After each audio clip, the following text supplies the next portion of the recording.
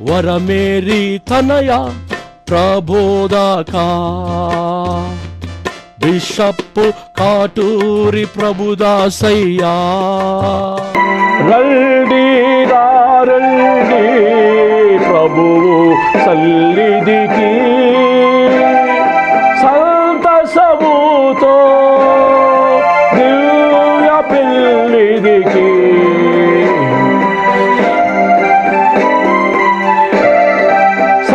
సంతోషముతో దివ్య పెళ్ళిదికి రండి రండి ప్రభువు సన్నిధికి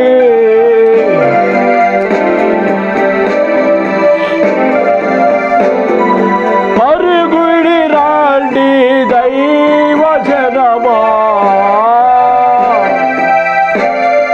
ప్రభుని సన్నిధికి వచ్చి చేరుడి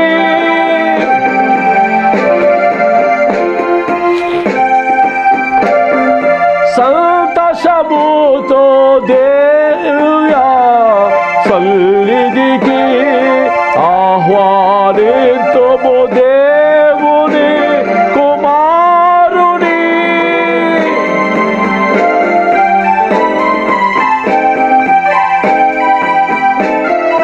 ఆ ప్రభుని వాక్యం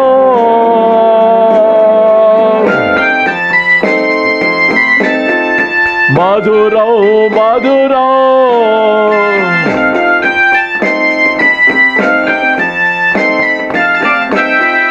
ప్రభుని వాక్యం మధురం మధురం ఆలకించి ధ్యానించెదము జీవమిచ్చే పరమవాక్యం మారు మనసు ప్రసాదించు సంపూర్ణ హృదయాలతో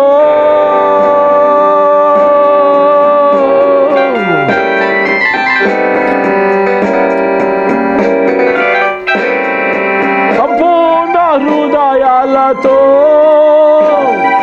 పాల్గొన ప్రార్థనలో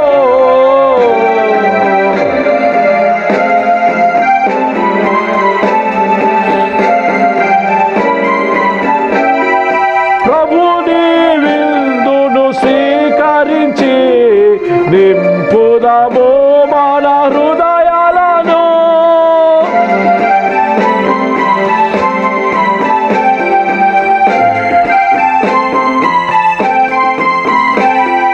ప్రభుని విందుని స్వీకరించి నింపుదము మన హృదయాలను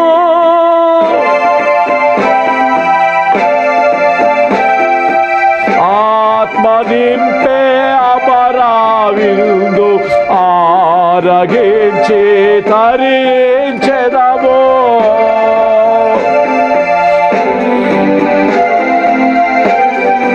ఆత్మ నింపే అమరా విందు తరించే సంతోష హృదయాలతో చేయుడి పూజకు సంతోష హృదయాలతో చేయుడి పూజకు పరుగిడి రండి దైవ జనమా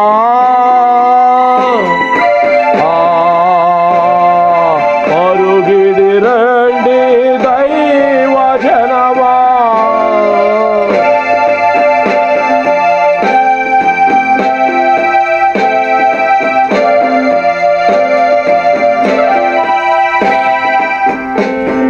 పరలోకమును భూలోకమును సృజించిన సర్వశక్తి గల పితైన సర్వేశ్వరుని విశ్వసించుచున్నాము.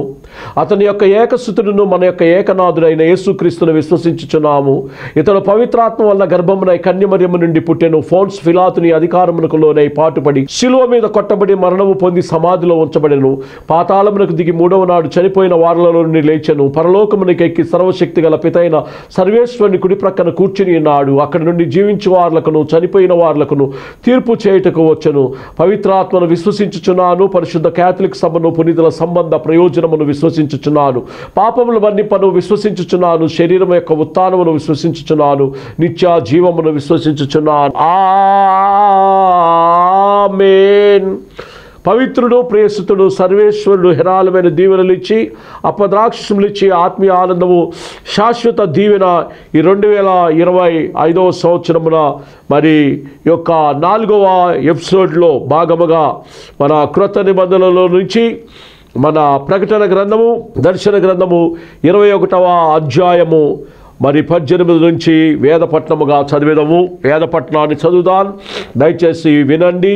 వాక్యాన్ని వేదపట్నం చదువుకొని 4వ రాయిని గురించిన సందేశాన్ని మనము విందాం. ఈ సమయంలో పితైన సర్వేశ్వరుడు హిరాళమైన దీవెన పద్రాక్షసములు మెండుగా మీ కుటుంబంలో అనుగ్రహించి ఈ టీవీని వీక్షిస్తున్న మీ అందరిపైన మీ దీవెనలకు కుమ్మరింప చేయనుగాక. గోడ సూర్యకాంతములతో పొదగబడినది. నగరము స్వచ్ఛమగు బంగారము కట్టబడెను. గాజు వలె నిర్మలమై ఉండెను. ఆ నగర ప్రకారపు గోడ పునాదులు రాళ్ళు అమూల్యము రత్నముల చేత అలంకరింపబడి ఉండెను. మొదటి పునాది రాయి సూర్యకాంతపు మణి, రెండవది నీలమణి, మూడవది రత్నము, నాలుగవది మకరతము. The foundation of the wall of the city are ambitated with every jewels. The first was jasper, the second was esmeralda, the third was a grain of the fourth was emerald. ఈ వేద పట్టణమును వినికిడిలో ప్రభుల వారు దీవించును గాక. ఆమేన్. మిక్కిలి ప్రియమైన దేవుని బిడ్డలారా, ఈ సమయంలో మనము 4వ రాయ పచ్చరాయిని గురించి మనం వింటూ ఉన్నాం. బైబిల్లో ఈ యొక్క 4వ రాయి యొక్క విశిష్టతను గురించి మనం బైబిల్లో ప్రకటన గ్రంథము 21వ అధ్యాయము మరి 18 నుంచి 19 వచనాల్లో ఉన్నటువంటి వాక్యాన్ని మనము చదువుకున్నాము. అందులో భాగంగానే ప్రత్యేకమైనటువంటి దేవుని ప్రణాళికతో దైవిక వర్తమానములో మనం వెళ్తున్నప్పుడు ఈ యొక్క పచ్చరాయిని గురించి ఎమరాల్డ్ అని ఇంగ్లీష్లో అంటారు, లేదా గ్రీన్ అని కూడా మనము సంబోధిస్తాం. ఆ రాయి యొక్క విశిష్టతను బైబిల్లో మనం చదువుతున్నాం. ఈ యొక్క పచ్చరాయి 4వదిగా పచ్చరాయిని మనం చూస్తాం. యమునా రాయిని గురించి మనము ఇందాక ఎపిసోడ్లో విన్నాం. ఈ పచ్చరాయి చాలా జాడలతో కూడినటువంటి వస్త్రాలకు గురు పచ్చగా గరుడ పచ్చగా కూడా దాన్ని కుట్టి ఆ యొక్క యాజకుల వస్త్రాల మీద వేస్తూ ఉంటారు. ఈ ఎమరాల్డ్ గురించి బైబిల్లో మనం చదివినప్పుడు చాలా విషయాలు కనబడతా ఉంటాయి.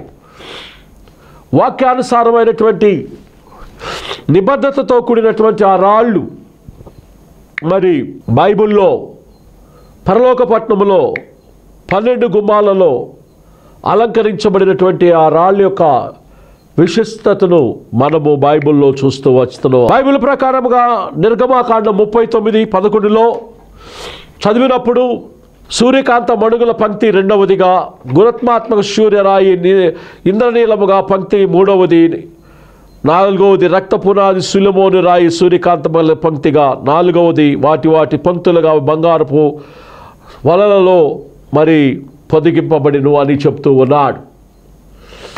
బైబిల్లో ఈ యొక్క విషయాలు మనం చూస్తూ ఉన్నాం.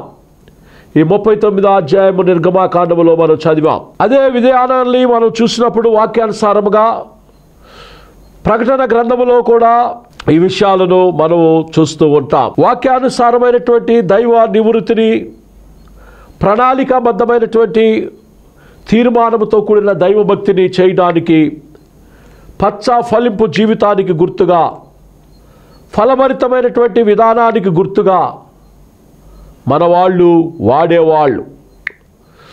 కాబట్టి ఆయన శయన స్థలము పచ్చనిగా కూడా కనబడతా ఉంది. ప్రకటన గ్రంథము 4వ అధ్యాయము మనం చూసినప్పుడు, ఆసీనుడైన వాడు దృష్టికి సూర్యకాంత పద్మరాగములు పోలిన వాడు మకరతం వలె ప్రకాశించు ఇంద్రధనుస్సు సింహాసనమున ఆవరించి ఉండెను అని చెప్తాడు.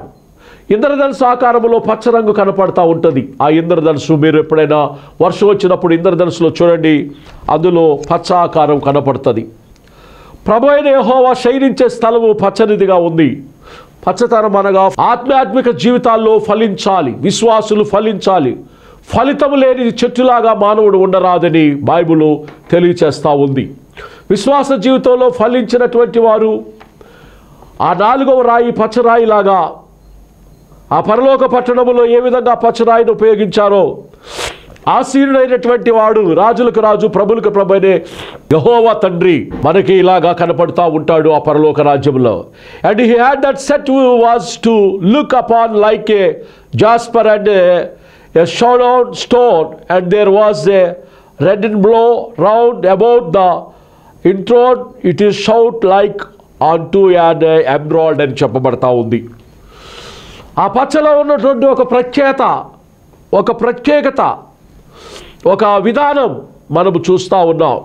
అందుకనే యెహెజ్కేలు భక్తుడు అమ్రాము లోయలో ఉండి అతని జీవితాన్ని గురించినటువంటి దైవోక్తి ప్రభువు అని అతనికి వినిపించినప్పుడు 27వ అధ్యాయం 16వ వచనంలో, నీ చేత చేయబడిన వివిధ వస్తువులను కొనుకొనుటకై సిరియానులు నీతో వర్తక వ్యాపారము చేయుదురు. వారు పచ్చరాళ్లను ఊదా రంగు నూలుతో కట్టబడిన చీరలను అవిసనార బట్టలను పగడములను రత్నములను ఇచ్చి నీ సరుకులు కొనుక్కొందురు అని చెప్తూ ఉన్నాడు. అలా కాస్ట్లీ వ్యాపారం, కాస్ట్లీ జీవితం, కాస్ట్లీగా ఉన్నటువంటి వారు రక్షణ మారు మనసు లేకుండా, పవిత్రత లేకుండా, డబ్బుతోటో ధనముతోటో వస్త్రాభరణములతోటో భక్తిని రక్తి కట్టించవచ్చు అనుకోవడం అది ఒక కేవలం అపోహగా ఉంటుంది.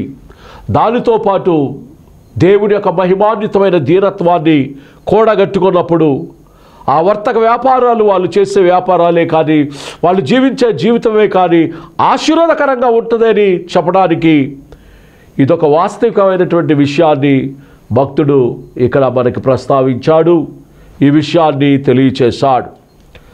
Syria was thy are merchant by reason of the multitude of the wares of the making the occupied in their fear with the emerald, purple and the broadlated work and fine line and coral and the gate అని చెప్పబడతా ఉంది.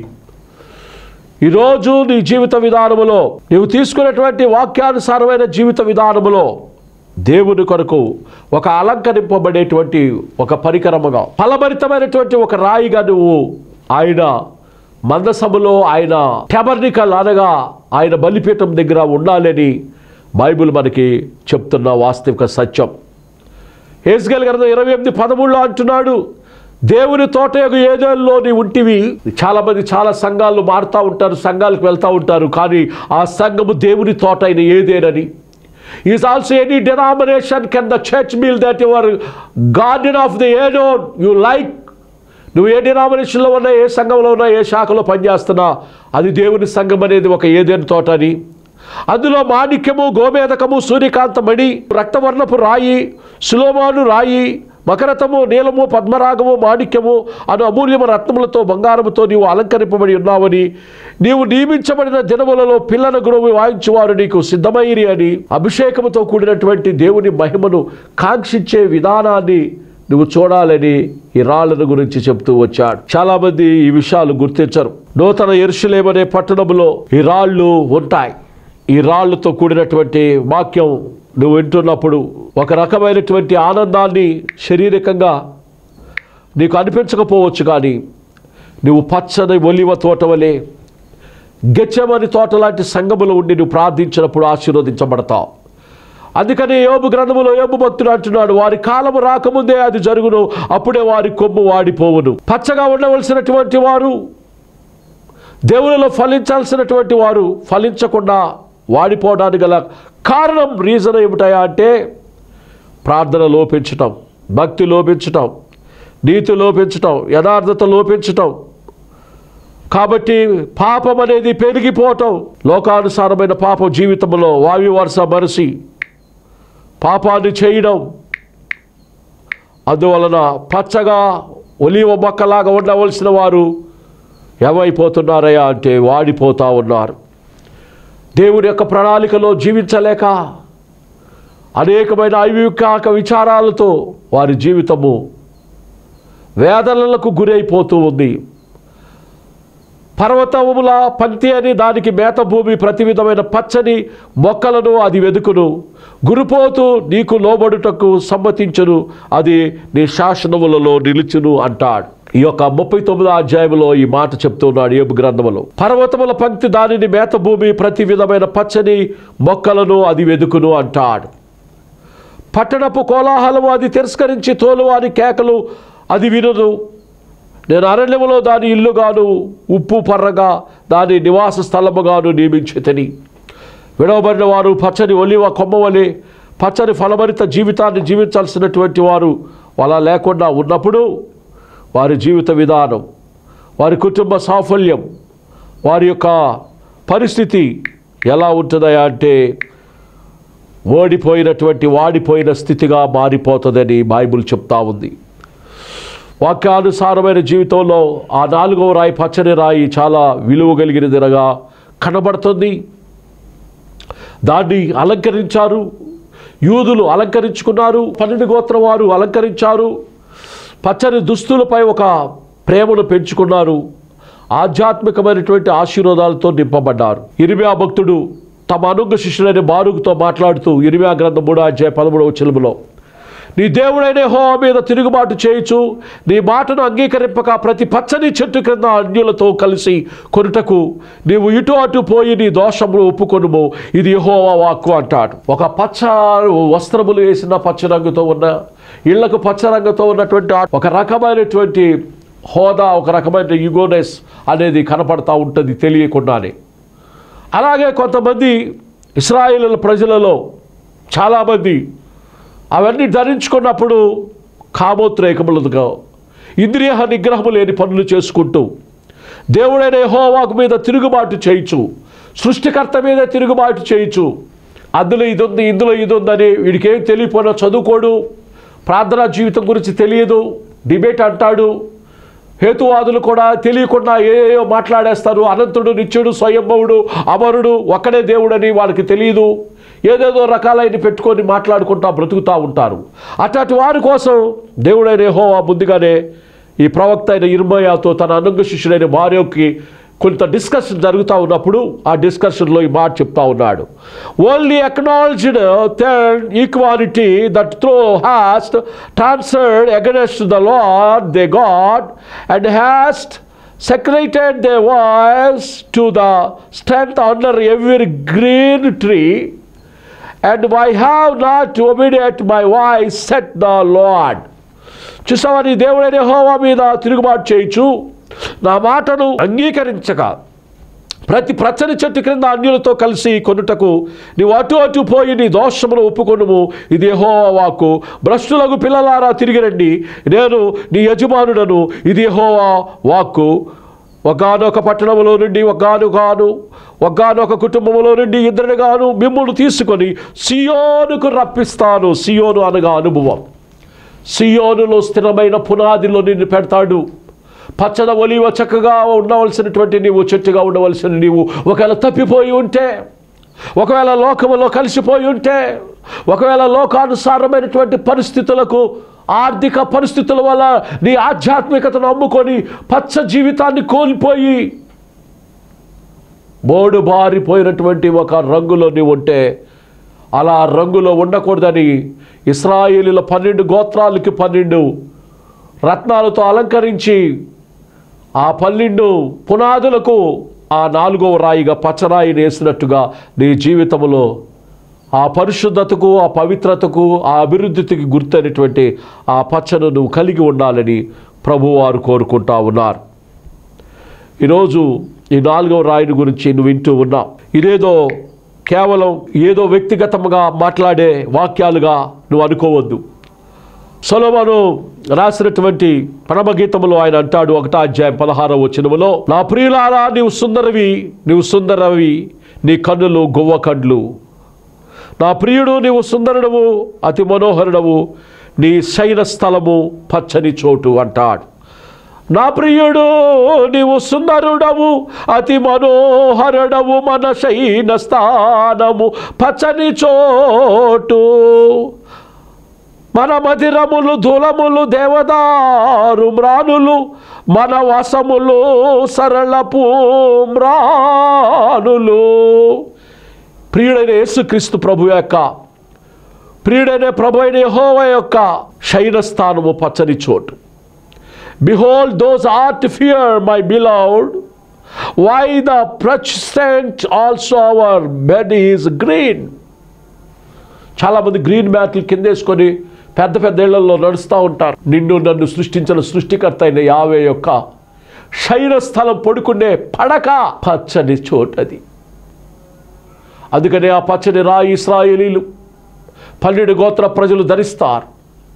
ఆ పరలోక పట్టణము, అందులో మనం ఉండాలని మన ఆత్మ యుగయుగములు తండ్రితో ఉండి గొర్రెపిల్ల దీపకాంతిలో బ్రతకాలని ఆలోచన చేసే మనకు ఆ 4వ రాయ పచ్చరాయి కనపడతా ఉంది. ఆ పచ్చరాయి దేవుడి పవళించే శయన స్థలమని నువ్వు గుర్తించాలని వధువనే సంఘం కోసం వరుడనే ప్రభువుని పోలుస్తూ సొలొమోను వారు ఆ పరమగీతములో ఆ మాట రాశారు. ఆయన ఆ మాట రాస్తే తన తండ్రి అయిన దావీదు రాజు ఆయన అంటాడు, భక్తిహీనుడెంతో ప్రబలియుండుట నేను చూచి ఉంటిని, అది మొలిచిన చోటనే విస్తరించి చెట్ల వలె వాడు వర్ధిల్లి ఉండెను. ఆయనను ఒకడు ఆ దారిని పోయిచుండగా వాడు లేకపోయెను, వెదికినా గాని వాడు కనబడకపోయెను. భక్తిహీనుడు ఎంత ప్రబలినా భక్తి లేకపోతే నిర్మూలమైపోతాడు. పచ్చగా ఉండవలసిన జీవితము వాడి మారిపోద్ది. కాబట్టి అందుకని అలా మడిపోకూడదని వాక్కు చేతను, తలంపు చేతను, చూపు చేతను, అశ్రద్ధ చేతను పలు విధమైన తప్పిదములో మేము పడిపోకూడదు అని ఇశ్రాయేలీలు వారు 4వ రాయిగా పచ్చరాయిని ఏప్రిల్లో పుట్టినవారు దాదాపు 6-7 గ్రాములు ఎండిలో దాన్ని తయారు చేసుకొని ఎమ్రాల్డ్లో తయారు చేసుకొని ధరిస్తారు. సువార్తికుడైన మార్కు చెప్తున్నాడు మార్కు సువార్తలో, అప్పుడు ఆయన పచ్చిక మీద అందరూ పంక్తులు పంక్తులుగా కూర్చున్నాడని వారికి ఆజ్ఞాపింపగా 50 మంది చొప్పున పంక్తులు తీరి కూర్చున్నారు. 100 మంది చొప్పున 50 మంది చొప్పున పంక్తులుగా కూర్చున్నారు. అంతటా ఆయన 5 రొట్టెలు 2 చేపలు పట్టుకొని ఆకాశం వైపు కన్నులెత్తి, పచ్చ అనేది అభివృద్ధి ఎలా ఉంటుందో, పచ్చిక అనేది ఎలా ఉంటుందో, ఎలాగా పచ్చగా ఉన్నటువంటి ఆ పచ్చిక ద్వారా పరలోకపానికి మన ప్రార్థన ఎలా వినపడుద్దో, ఆ పచ్చరాయి ధరించుకున్నవాడు ప్రార్థన చేస్తే ఎలా ఆశీర్వాదాలు ఉంటాయో, అందుకనే ముస్లింలు ఆ నమాజ్ చేసినప్పుడు పచ్చరాయి ఉంగరాల్లో పెట్టుకొని నమాజ్ చేస్తారు. ఆ పచ్చదానికి వాల్యూ ఇస్తారు. ఆ పచ్చదనం యొక్క విశిష్టత ఏంటో ప్రభు అయిన యేసుక్రీస్తు 2024 సంవత్సరాల క్రితం ఆయన పచ్చిక మీద కూర్చొని ఆ బాలుడు చిన్న బిడ్డను తీసుకొచ్చిన 5 రొట్టెలు 2 చేపలను ఆ పచ్చిక మీద కూర్చొని మోకాళ్ళ మీద ఉండి వాటి నుండి దాన్ని చూపించి అందరికీ అది విరిచి 5 రొట్టెలు 2 చేపలు 5,000 మందికి పంచాడు. బంతుల చొప్పున 70 మంది 100 మంది బంతుల వరుసల చొప్పున.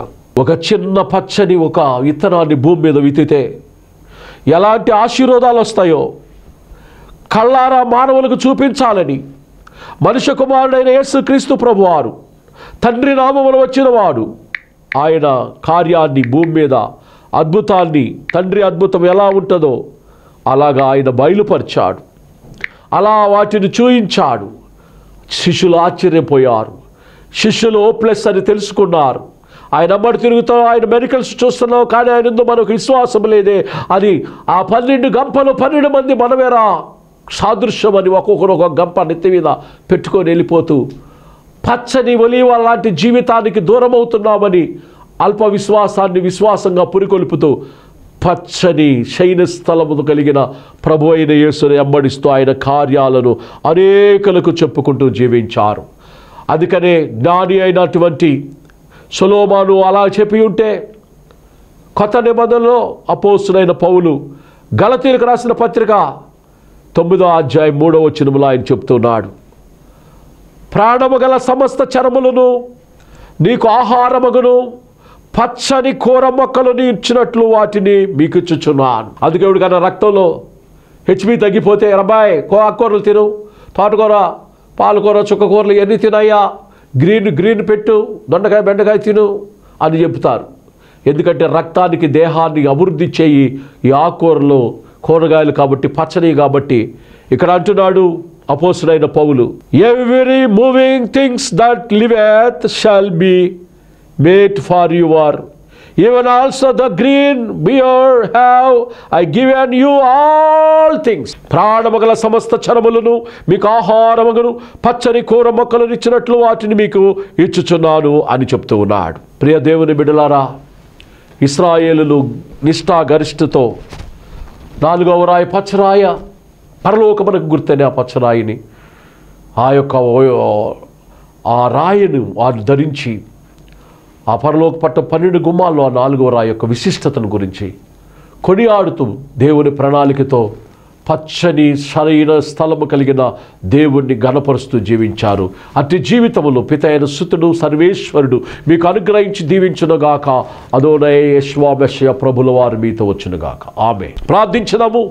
పరమును భూమిని అందలి జీవరాశులను సమస్తమును నోటి మాటతో కలుగు చేసి మానవులను మాత్రమే నీ పోలికలో నీ స్వరూపంలో సృష్టించిన సృష్టికర్త అయిన ప్రభువా నీకు వందనాలు.